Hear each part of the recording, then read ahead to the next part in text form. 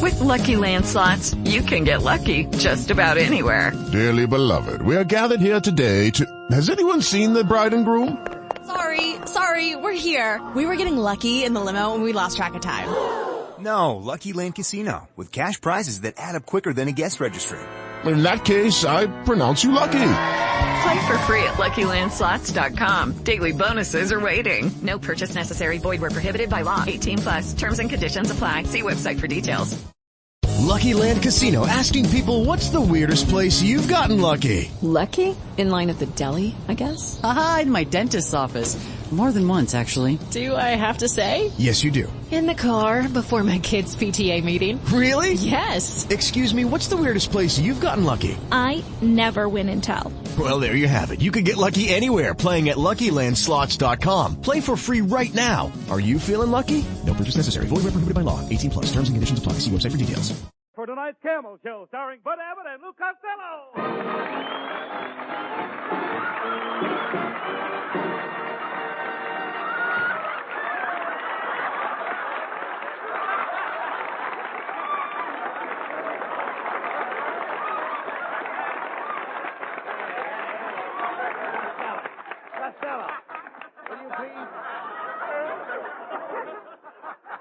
Put away that bag of popcorn and stop eating. All you do is eat. You're getting fatter every minute. I am not getting fat.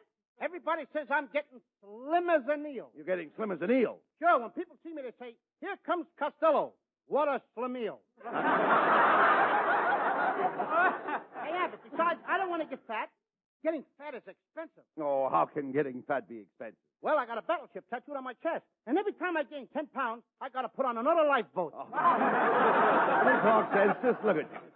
How'd you get that... Hey, how did you get that lump on your head? And all those bruises on your face? Well, last night I called on the little redhead that lives next door. And she told me to take her in her arms and forget everything. And did you? Yes.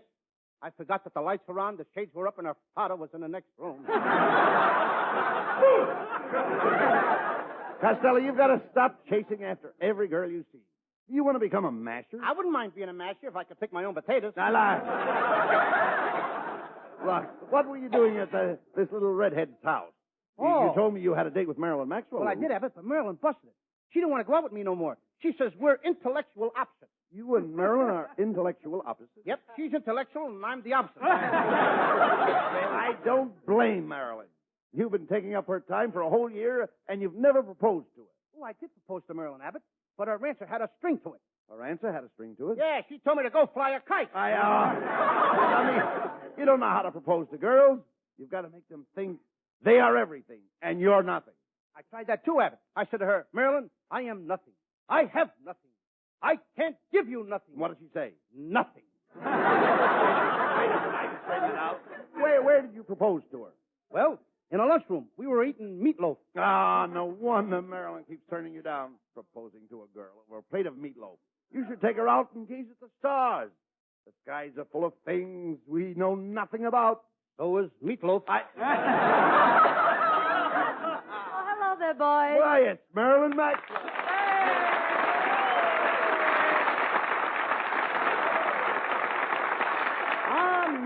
Marilyn, my love, Marilyn. Come put your arms around me. Like this, Louis? Yes, now hold me tighter. Tighter. That's it. Just hold me. Okay. How long do you want me to hold you? For 30 days. If nobody calls for me, I'm yours. Well, I got the next line. Excuse me. Well, Marilyn. Marilyn, when I'm close to you like this, I can't seem to break away. Something keeps snapping me back. Is it love? No, you're standing on my garter. Hey, Costello, you seem in a good mood. Why don't you pop the question again? Huh? Okay. Okay. Marilyn, you know how I feel about you. I don't know how to say this, but do you think that two people could live on $75 a week? What are you talking about, Louis? I make that much myself. That's what I'm talking about. Oh, no, Louis. The man I marry must be romantic. Well, ain't I romantic? Didn't I come to your house Sunday night and bring you a big box of Cracker Jacks? Yes. Then you held my hand, and I held your hand, and then you held my hand again. Is that any way to make love? No, but do you know a better way to make a box of Cracker Jack last all night? Marilyn, I'll prove to you that I can really make love. I'll give you a real burning kiss that will set you on fire. All right, Louis, give me a real burning kiss. There. How was that? You better throw another log on the fire. Well, all cheap. You hear that, Costello? No, Marilyn is not the girl for you. She's a nice girl and all that, but she's snobby. Oh, yes. I mean, what'd you say? I said Marilyn's snobby. She is not snobbish. She's an American just like you and me. Don't call Marilyn snobbish when she ain't. No, I know you dummy. I mean, she's snobby. She's aloof. Make up your mind, Abbott. Is she snobbish or aloof? Oh, about 50-50. I'd say she was half snobbish and half aloof. Well, a half aloof is better than none. No. Costello, you're talking about a loaf. I'm talking about aloof. Marilyn is aloof. She's well bred. How do you like that? Now Marilyn is a loaf of bread. The next thing you'll be telling me she's a jelly donut. Oh, Costello, will you listen to me? I'm trying to describe Marilyn's character.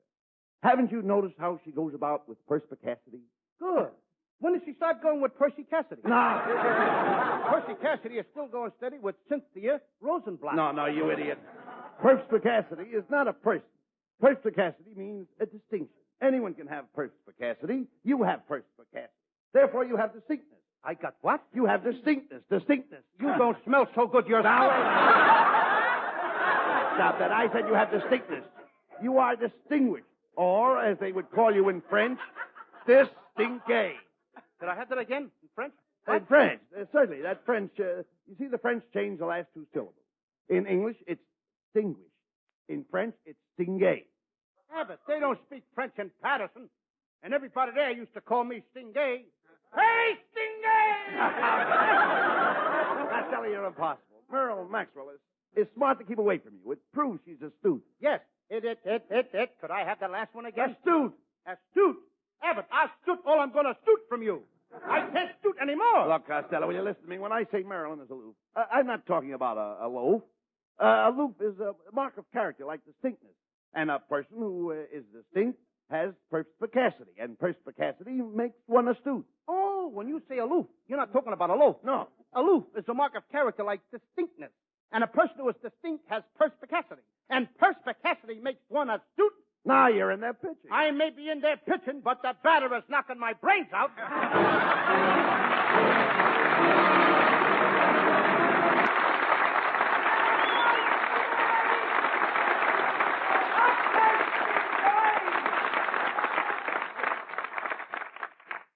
Gee, Abbott, I've been talking to Marilyn and she turned me down again. Life means nothing without her. I don't care what happens. Costello, put that gun down. It might go off. I don't care. But it's pointed at me. That's why I don't care. Now listen to you, dummy. Boy, skinny! Now, wait a minute. Listen to me, you dummy.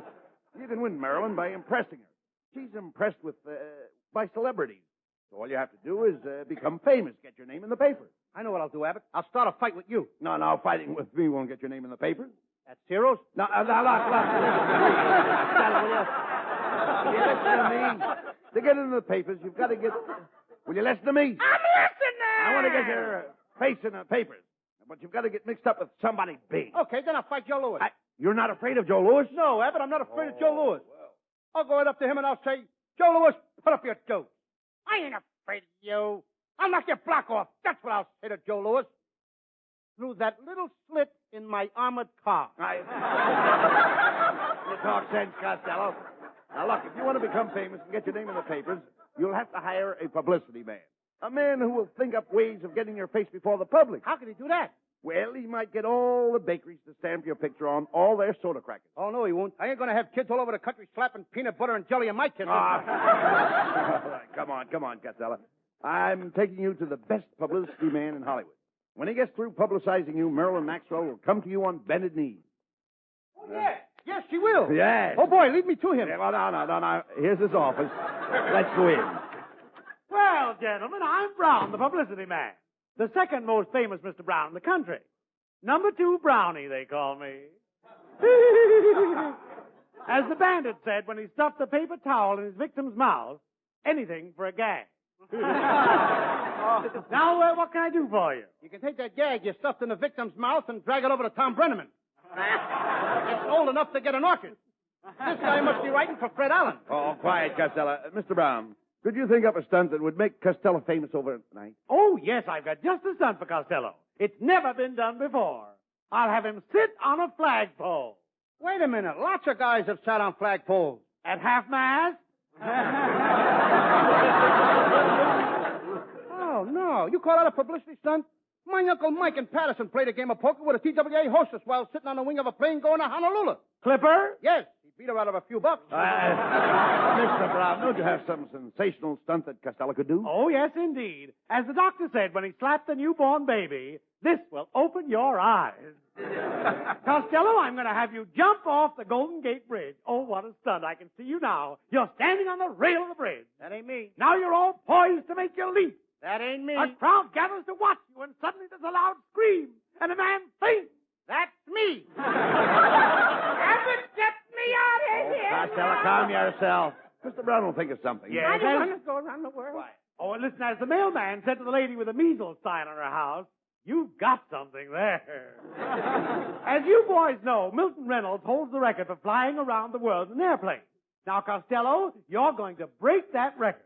Tell me, have you had any experience in the air? Oh, sure. During the war, I was an ace. I destroyed 19 planes. Costello, you destroyed 19 planes? I could never get those darn things off the ground.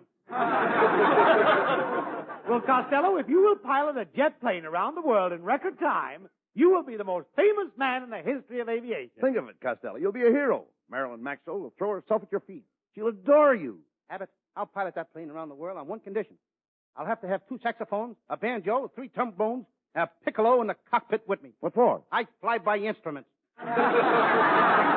Well, Costello, get yourself a sponsor with plenty of money to pay for the plane and finance the trip, and I'll see you at the airport tomorrow.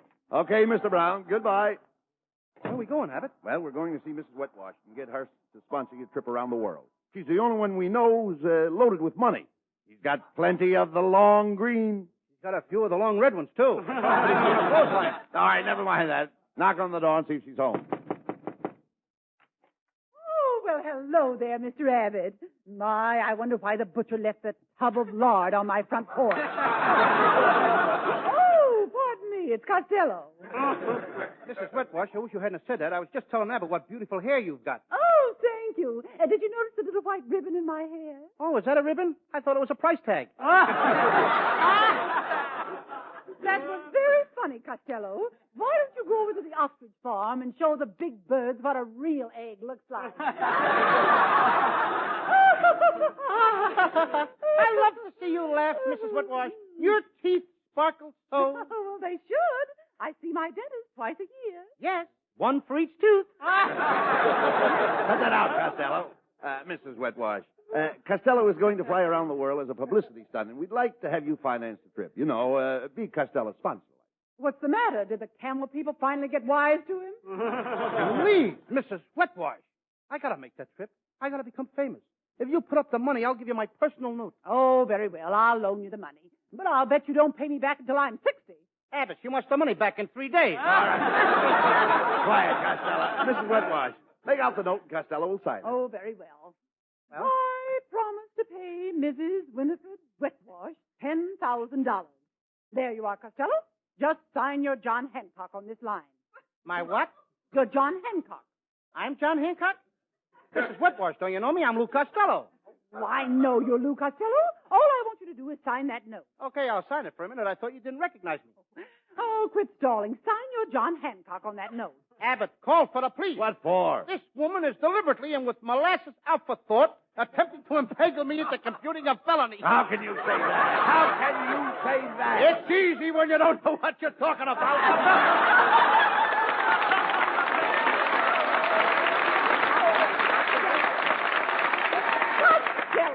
When I say you're John Hancock, I don't mean you're John Hancock. I mean when you sign Lou Costello, that is your John Hancock, even though you're Lou Costello. Oh, you mean when you say you're John Hancock, you don't mean you're John Hancock. You mean when I sign Lou Costello, that's my John Hancock. Even though... Why don't they make it bigger print?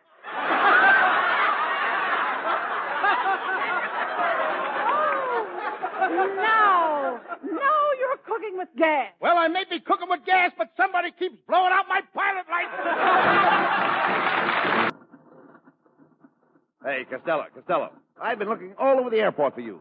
I hope you picked a good fast plane for our trip around the world. Abbott, I got a real fast plane. Last night I tested it out, and it went 200 miles an hour. 200 miles an hour? That's not fast. I know, but today they're going to put in the motor. You idiot. I don't know why I'm going on this trip with you. You know absolutely nothing about airplanes. I do, too. I worked in an airplane factory during the war. I used to put girdles on P-40s and make them into P-38s. No. When did you put girdles on airplanes? During the Battle of the Bulge. Yeah, I mean, this is a very important flight. Now, we've got to beat Reynolds' record. Get your name in all the papers that make you a hero in Marilyn Maxwell's eyes. We're taking off in a few minutes. Have you checked all the equipment? Yes, it's all on the plane. I got the altimeter, the velocimeter, pressure meter, and a pair of pink tights. What are the pink tights for? I want to look nice when I'm coming down the runway. Hiya, fellas. Hiya, Skinny. Hiya, Skin. Skinny, we're about to take off on a trip around the world. Costello is going to try and set a new record. Well, that's good. I'm just about to take off myself on a solo flight. If you're going up in a plane, what are you doing with that big can of maple syrup? Oh, I always take that along in case I have to make a pancake landing. Hello, Hey, Abbott, did you hear that? He takes syrup along for a pancake landing. Wasn't that a waffle joke? No, what? We've got to get him some better jokes. All right, Hey, here comes one of those women reporters. She probably wants an interview. Well, if it isn't Mr. Abbott and Mr. Costello, you fought little mon, you. Well, miss, I suppose you're here to interview Costello. Yes. I write all the ocean articles for Collier's magazine. Collier's magazine? Oh, Abbott, you know what Collier's magazine is. That's a publication like Look, Pook, Pluk, and Reuters Dujust. My, isn't all the ocean enchanting? I'll bet you're anxious to hope out for Africa in your Stratoloner. No, I'd rather be booping alone in a groohoon boost to Cucamoongoo. Well, bon voyage. I must be dashing off. As we say in Spanish, Yura mañana usted paracuta la vista to you. And your mother's busted parachuting a kisser to you, too. There you are, boys.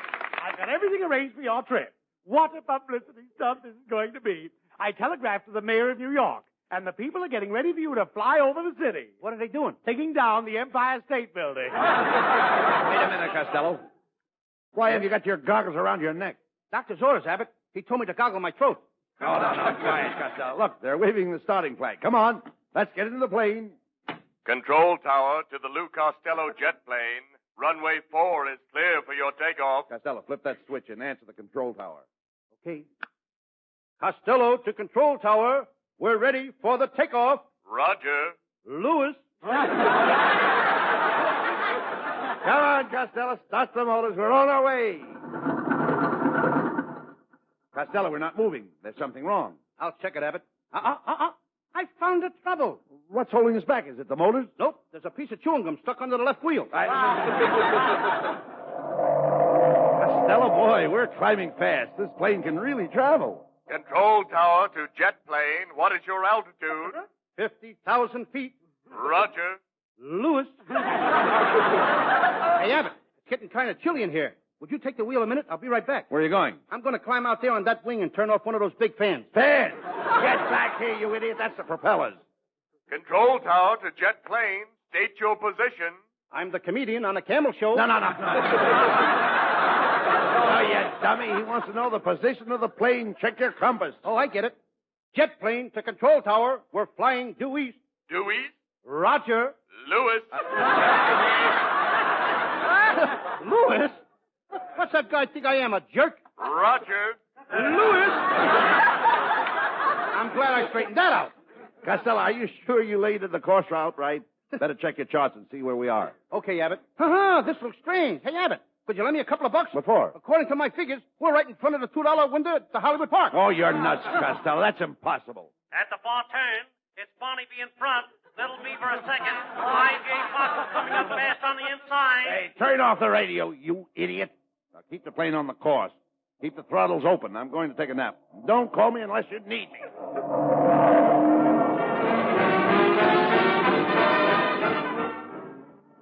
Hey, Abbott! Abbott! Hey, Abbott, wake up! We're running out of gas. All right, Costello. I'll take the controls and we'll make a landing.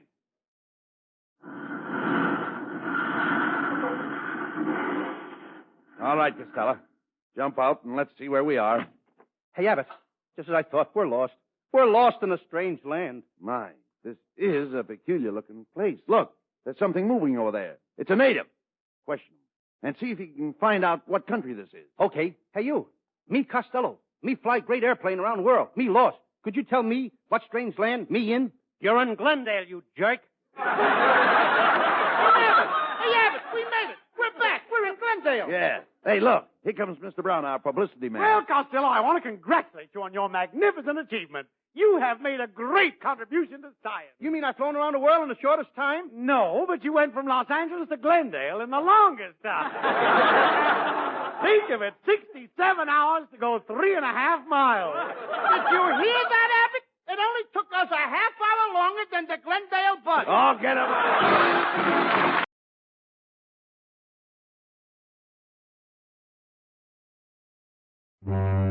That's the sound of your next vacation. And it's fast approaching. Really fast if you're a BJ's Wholesale Club member. Because BJ's Travel offers better value than you'll find anywhere else on cruises, even from the cruise lines. And we back that up with our 110% best price guarantee. Plus, BJ's members can also receive up to a $500 BJ's gift card on qualifying cruises. Simply visit travel.bjs.com to set sail for less today. Terms and conditions apply. See site for details.